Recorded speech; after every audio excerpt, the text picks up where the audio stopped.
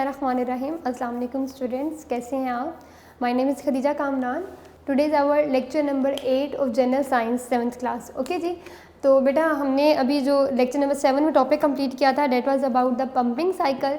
ठीक है, आपका पूरा जो एक कंप्लीट सर्कुलेटरी सिस्टम है वो आपने कंप्लीट कर लिया था।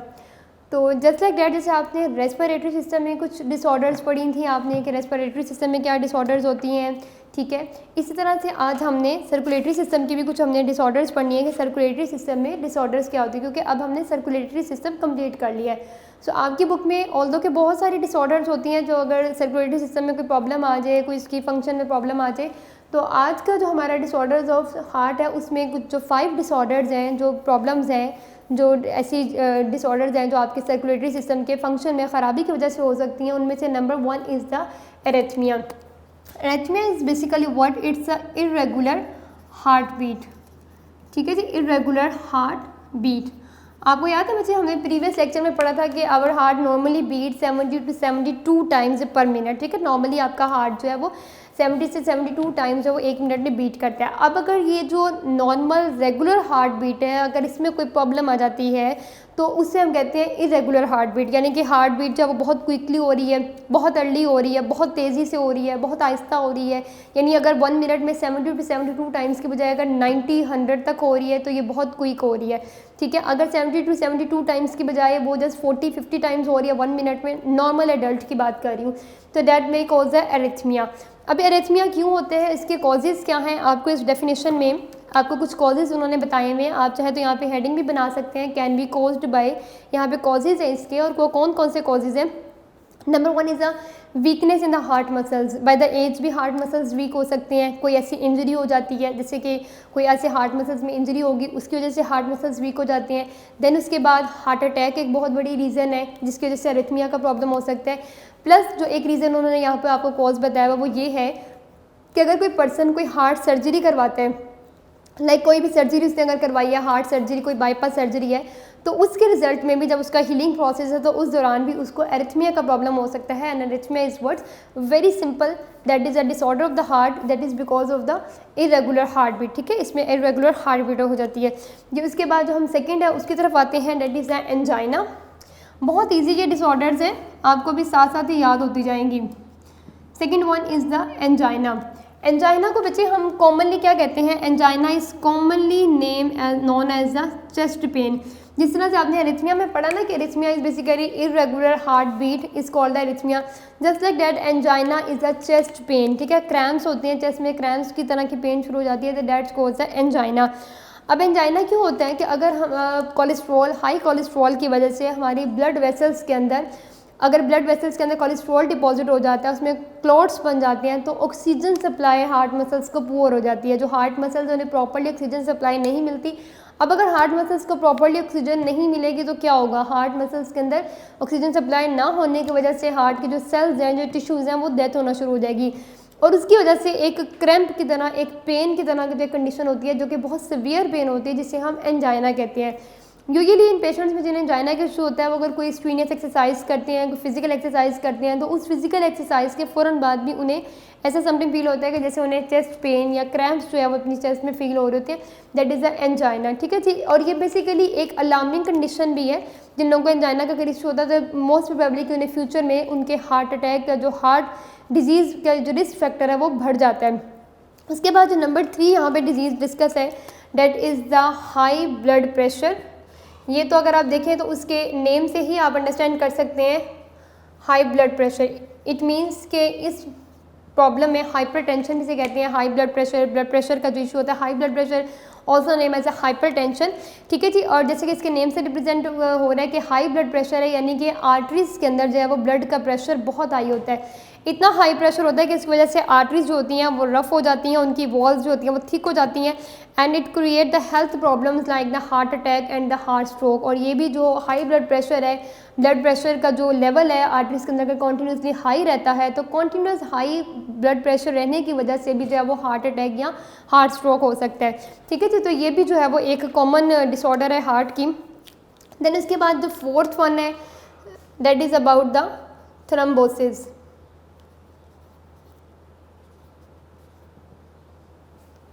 जी, the fourth one is about the thrombosis. Thrombosis is a very simple, इसमें क्या होता है कि जो कोलेस्ट्रॉल है, कोलेस्ट्रॉल बेसिकली क्या होता है, हमारी डाइट के अंदर अगर आप बहुत ही ऑयली, बहुत ही फैटी फूड यूज़ कर रहे हैं कि हर तरह से आपकी डाइट के अंदर ऑयल्स की क्वांटिटी बहुत ज़्यादा है, फैट्स बहुत ज़्यादा है, ठीक है, चिकनाई वाली खुराक आप ले रहे हैं, तो उसकी वजह से बच्चे क्या होता है कि हमारी आर्टरीज़ के अंदर, हमारी वेसल्स के अंदर या वेन्स के अंदर, ब्लड वेसल्स के अंदर जब वो क्लॉट्स जमा हो जाते हैं कोलेस्ट्रॉल के, ठीक है, बिट्स ऑफ कोलेस्ट्रॉल, जब वो आपकी आर्टरीज़ के अंदर, इसको एक्सप्लेन करने के लिए मैं एक छोटी सी डायग्राम यहाँ पे ड्रॉ कर रही हूँ।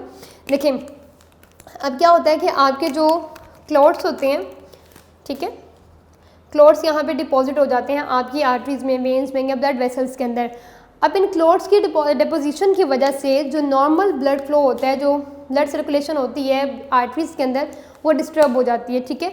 ऑब्वियसली कि जब रास्ते में ये क्लॉट आ जाएगा तो क्या होगा, आर्टरी जो ब्लड सर्कुलेशन है वो प्रॉपर्ली ब्लड वेसल के अंदर नहीं हो पाएगी, और जैसे वो यहाँ पे जो है वो ब्लड सर्कुलेशन रुक जाएगी और आगे ब्लड फ्लो नहीं करेगा, यहीं पर आकर स्टॉप हो गई, ब्लड अब आगे फ्लो नहीं कर रहा, तो क्या होगा, ऑब्वियसली इस सूरत में जो है वो हमारी, जब ब्लड फ्लो नहीं होगा तो हमारे हार्ट मसल्स को प्रॉपर्ली जब ऑक्सीजन नहीं मिलेगी, ऑब्वियसली ब्लड के अंदर ऑक्सीजन प्रेजेंट है जो कि उसने पूरे हार्ट के मसल्स को प्रोवाइड करनी होती है, ठीक है जी।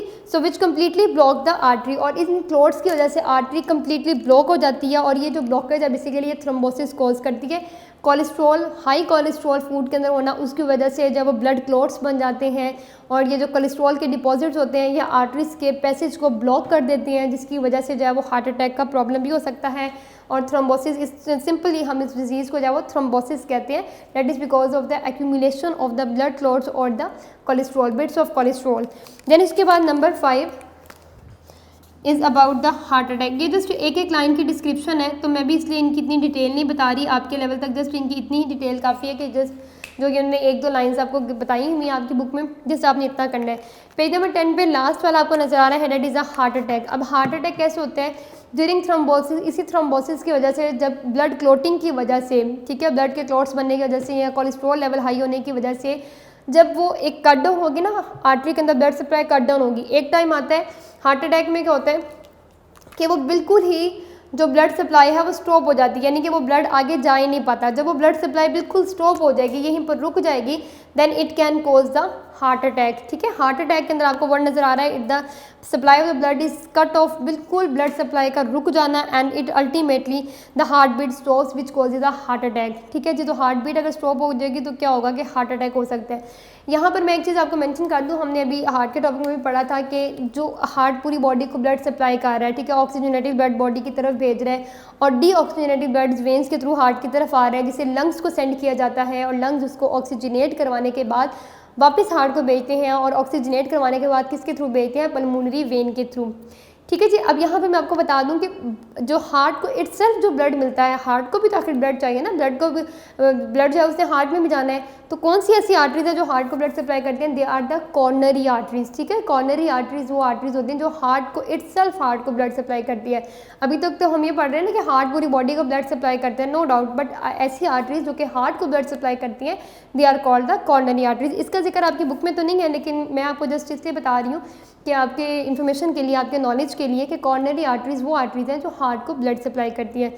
इस तरह से आपको एक good to know, page number 9 पे भी आपने लास्ट लेक्चर के साथ भी आपने देखा था, आर्टरीज क्या होती हैं, they are the elastic and thick walls while the veins are thin walled and have the walls to stop the back flow of the blood. तो ये भी एक छोटा सा डिफरेंस उन्होंने आर्टरी और वेन का आपको गुड टू नो में भी बताया हुआ है, ठीक है जी। यहाँ तक आपका जो सर्कुलेटरी सिस्टम का पूरा टॉपिक था डिसऑर्डर्स ऑफ हार्ट के साथ, वो कंप्लीट हो गया है, और आज हमने एक छोटा सा नया टॉपिक भी स्टार्ट करना है, जो कि आपको नेक्स्ट पेज के ऊपर एक नया टॉपिक नज़र आ रहा है, which is about the last system of your book, the last system of our chapter, which is the nervous system, ठीक है जी। ये हमारा आज का लास्ट टॉपिक है इस चैप्टर का, nervous system, the most important system of your body, okay. No doubt कि हर सिस्टम अपनी अपनी जगह पे बहुत इंपॉर्टेंट है, और किसी एक भी सिस्टम की ख़राबी की वजह से पूरी की पूरी बॉडी जो है वो डिस्टर्ब हो सकती है। डाइजेस्टिव सिस्टम की अपनी बहुत इंपॉर्टेंस है, पूरी फूड का बॉडी में डाइजेस्ट होना, रेस्पिरेटरी सिस्टम बॉडी में ऑक्सीजन लेकर जाना, सर्कुलेटरी सिस्टम में हमने ये पढ़ा कि पूरी बॉडी को ब्लड सप्लाई करना। अब ये जो सारे सिस्टम्स हैं, इनके ऊपर कौन है जो कंट्रोल कर रहा है, कौन है जो इन्हें मॉनिटर कर रहा है, आपका ब्रेन, मीन्स के आपका नर्वस सिस्टम जी। पेज नंबर 11 के ऊपर बिल्कुल स्टार्ट में टॉप मोस्ट अगर आप देखें तो आपको इसकी डेफिनेशन नज़र आ रही है, तो बेटा अंडरलाइन कर लीजिए definition. The function of the nervous system is to convey messages from the brain to all parts of the body. तमाम वो मैसेजेस जो आपके ब्रेन से आपकी बॉडी को जा रहे हैं, तमाम वो इंस्ट्रक्शंस जो आपका ब्रेन आपको दे रहा है, to think, to feel, to walk, हर चीज़, thinking, walking, feeling, digestion of food, respiration, each and every, हर काम जो आप अपनी बॉडी का प्रॉपरली कर रहे हैं, परफॉर्म कर रहे हैं, that is because of the instructions from the brain.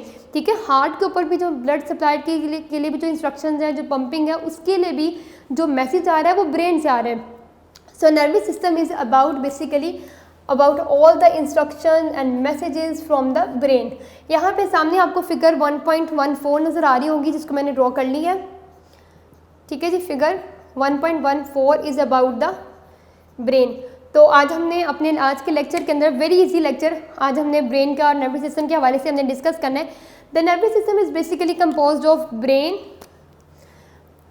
It composed of brain, spinal cord and nerves. ठीक है, तो कौन से 3 मेन पार्ट्स होते हैं आपके नर्वस सिस्टम के? Number 1 brain, spinal cord and nerves.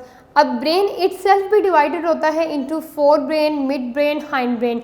तो हम उन ब्रेन के जो 3 मेजर पार्ट्स हैं, they are called the fore brain, mid brain, hind brain. आज के लेक्चर में हम उन्हें 1 बाय 1 डिस्कस भी करेंगे जी। तो नंबर 1 पे हम डिस्कस करते हैं।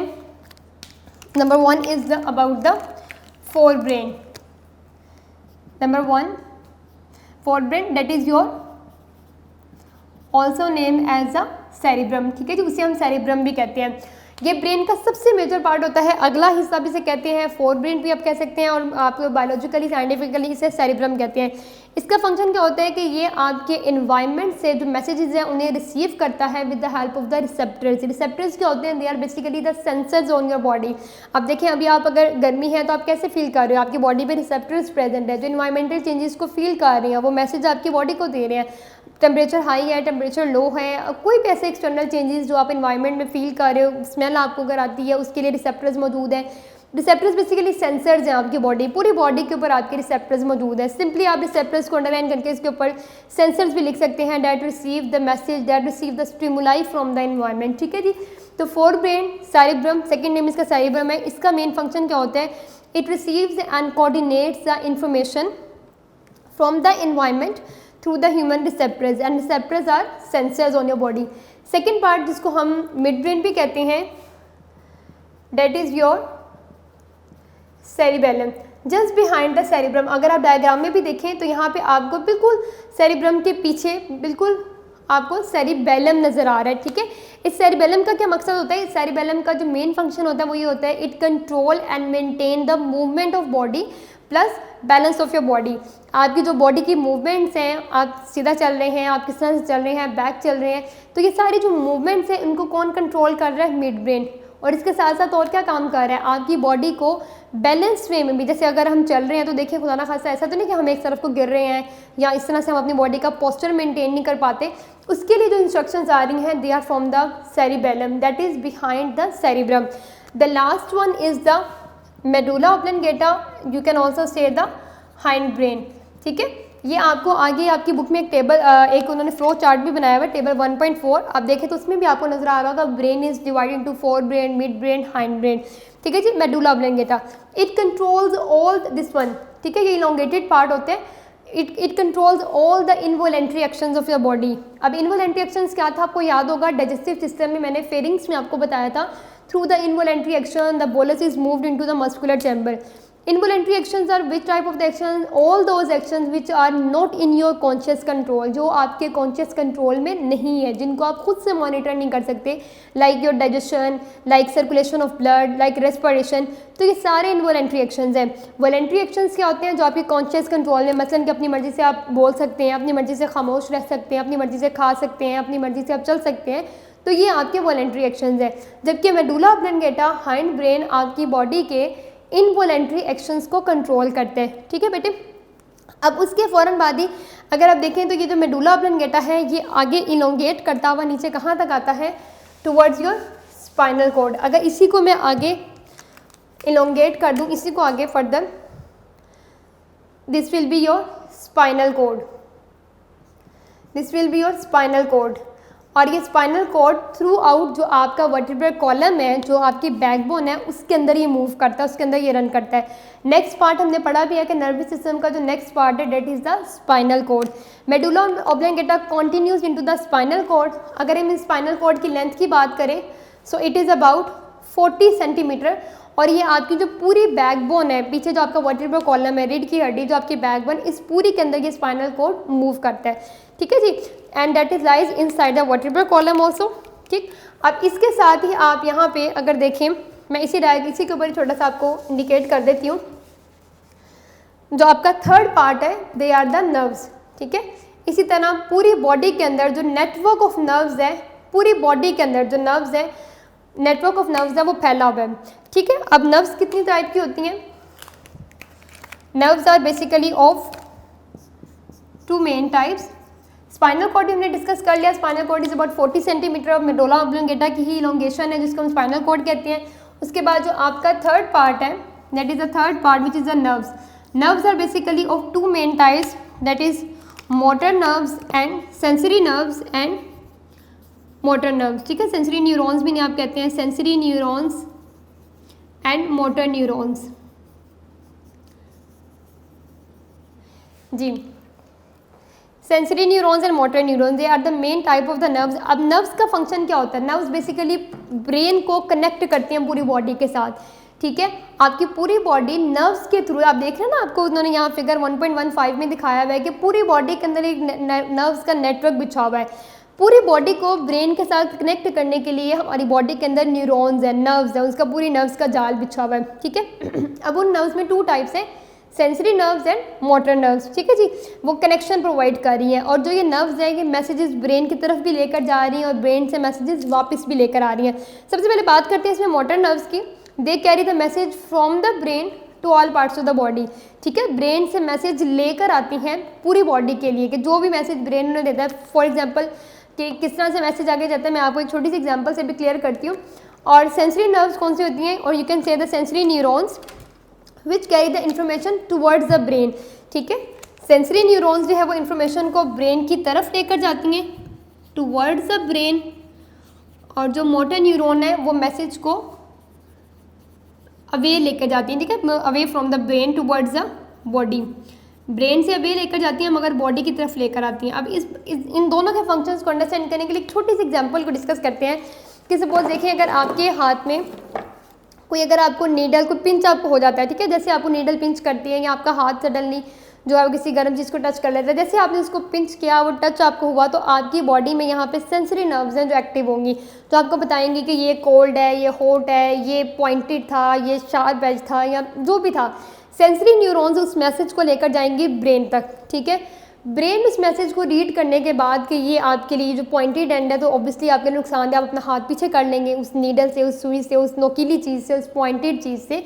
अब जब वो मैसेज वापस ब्रेन भेजेगा, तो मैसेज वापस ब्रेन सेंसरी न्यूरॉन्स के ज़रिए नहीं भेजेगा, सेंसरी नर्व्स के ज़रिए नहीं भेजेगा, बल्कि वो मैसेज मोटर नर्व्स के ज़रिए वापस भेजेगा। ठीक है, वापस भेजेगा अवे फ्रॉम द ब्रेन, इसीलिए लिखा ना कि ब्रेन जब उसको वापस भेजेगा, ब्रेन उसको, तो बॉडी को ये बताया जाएगा कि यहाँ पे कोई ऐसी हार्ड चीज़ है जो कि आपको नुकसान पहुँचा सकते, अपना हाथ पीछे कर लें। ठीक है जी, तो इसे इस तरह से हम अंडरस्टैंड करते हैं। Sensory neurons which carry the message towards the brain, message read करवाने के लिए ब्रेन की तरफ लेके जाती है। मोटर न्यूरॉन्स और motor nerves which carry message away from the brain towards the body, brain message read कर लेता है, इंस्ट्रक्शंस दे देता है कि अगली क्या इंस्ट्रक्शंस है, कि बॉडी की सेफ्टी के लिए जो भी इंस्ट्रक्शंस ब्रेन देता है, मोटर नर्व्स उसके ऊपर इम्प्लीमेंट करते हुए, उसको फॉलो करते हुए बॉडी को वो मैसेज डिलीवर कर देती है।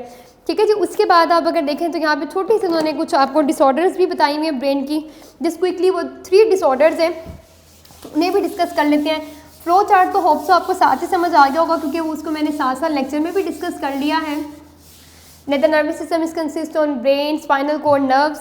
Brain is further divided into fore brain, mid brain, hind brain, and the nerves are divided into motor nerves and sensory nerves. ठीक है जी, उसके बाद सिर्फ ये छोटी सी आपकी 3 डिसऑर्डर्स हैं, डिसऑर्डर्स ऑफ नर्वस सिस्टम। ठीक है, अगला आपका छोटा सा एक टॉपिक है, तो इसको भी आज वाइंड अप कर लेते हैं।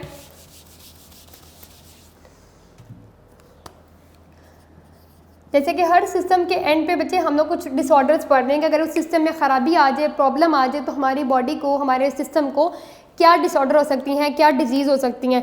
So number 1 is the stroke. ठीक है, स्ट्रोक को कॉमनली आप इसको दिमाग का फालिज भी हम कह सकते हैं। It is basically due to the cell death. इसकी कुछ कॉजेज़ हैं, आपकी बुक में पेज नंबर 12 के ऊपर मेंशन है। Due to the cell death, brain के अंदर सेल डेथ हो जाना, ठीक है, इंजरी, कोई ऐसी इंजरी हो जाती है, कोई एक्सीडेंट हो जाता है, उस दौरान को इंजरी हो जाती है, उस इंजरी की वजह से ब्रेन के अंदर इंटरनल ब्लीडिंग हो जाती है, जो कि बहुत डेंजरस है। और आपने शायद अक्सर सुना भी होगा कि इंटरनल ब्लीडिंग अगर ब्रेन में हो जाए तो उस सूरत में जब पेशेंट जो है वो दाना खासा उसकी डेथ भी हो सकती है उस पर्सन की। हाई ब्लड प्रेशर में also cause the stroke in the brain. ठीक है जी, बेसिकली जो ब्रेन है उसके अंदर जो है वो सेल डेथ हो जाती है in the brain, so it can cause the stroke, cell death in the brain. Second, इसके बाद उन्होंने आपको डिसऑर्डर बताई हुई, that is the Alzheimer disease. Alzheimer, you can also say Alzheimer.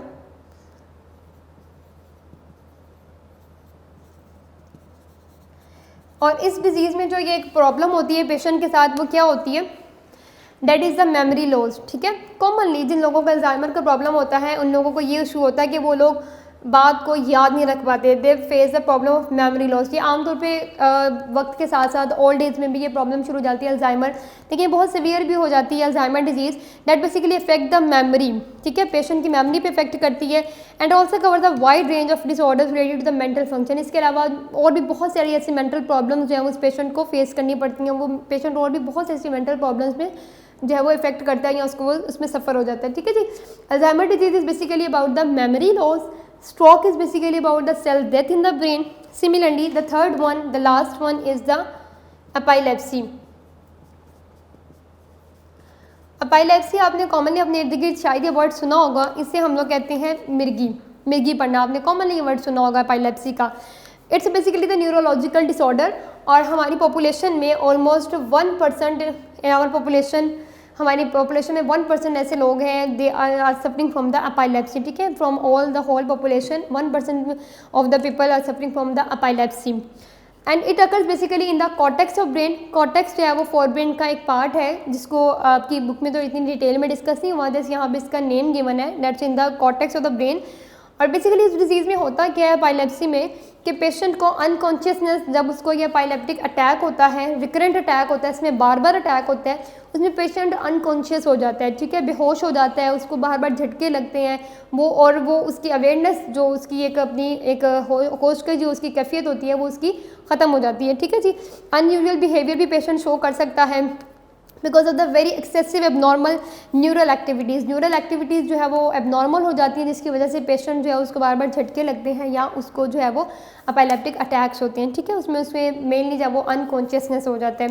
ठीक है बेटा, तो ये आपके डिसऑर्डर्स ऑफ नर्वस सिस्टम के साथ आपका आज का लेसन कंप्लीट हो गया है। और लास्टली जो चीज़ है आपकी सबसे important, that is about the diary. तो आज आपका चैप्टर भी कंप्लीट हो गया है, यूनिट 1 जो कि हमने स्टार्ट किया हुआ था ह्यूमन ऑर्गन सिस्टम्स का। तो इस लेसन के साथ आपकी जो डायरी है आज की वो भी नोट कर लीजिए। आज की डायरी में बच्चे कोई लॉन्ग क्वेश्चन नहीं है, लॉन्ग क्वेश्चन आपका सिर्फ सर्कुलेटरी सिस्टम का था जो हम ऑलरेडी कर चुके हैं। ठीक है, तो आज की डायरी में आपको जो MCQs हैं जो इसे कवर कर रहे हैं टॉपिक को, that is MCQ number 6, 9 and 11। और जो शॉर्ट क्वेश्चन इसके साथ आपने लर्न करने हैं, they are 6 short question number 6, 7, 9 and 10। तो इसके साथ ही आपके सारे शॉर्ट क्वेश्चंस, लॉन्ग क्वेश्चंस और MCQs जो है वो आपके टॉपिक के हर टॉपिक के साथ साथ मैंने कवर करवाए हैं। ठीक है, और एंड आई एम श्योर कि आप सबने साथ साथ याद भी किए होंगे। डायरी बच्चे साथ के साथ याद किया करें। ठीक है, एंड पे आप बर्डनाइज भी नहीं होंगे, साथ साथ आपको याद भी होता जाएगा। तो आज का लेक्चर यहाँ तक जो कंप्लीट हो गया, साथ ही हमारा चैप्टर भी कंप्लीट हो गया। तो आज का छोटा सा एक मैसेज है आपके लिए कि मेहनत इतनी खामोशी से करें कि आपकी कामयाबी शोर मचाए। ठीक है, तो अपनी ईमानदारी से अपनी मेहनत करते रहें, इंशाल्लाह ताला आप ज़रूर कामयाब होंगे। लेकिन अपनी मेहनत आपने जारी रखनी है। ठीक है, और याद रखें इंसान जब तक खुद हार नहीं मान सकता ना, उस वक्त उसको कोई हरा नहीं सकता। जब वो खुद अपनी हार मान लेता है फिर वो ज़िंदगी में वाकई हार जाता है। तो इस तरह आपने बच्चों अपनी मेहनत करते रहना है और ईमानदारी के साथ आपने जो ये जो ऑनलाइन क्लासेज है इसमें जो भी लेसन, जो डायरी आपको दी जाती है डेली बेसिस में, उसको साथ के साथ याद करें। ठीक है बच्चे, अपना ख्याल रखें। Okay, take care, stay blessed, अल्लाह हाफिज़।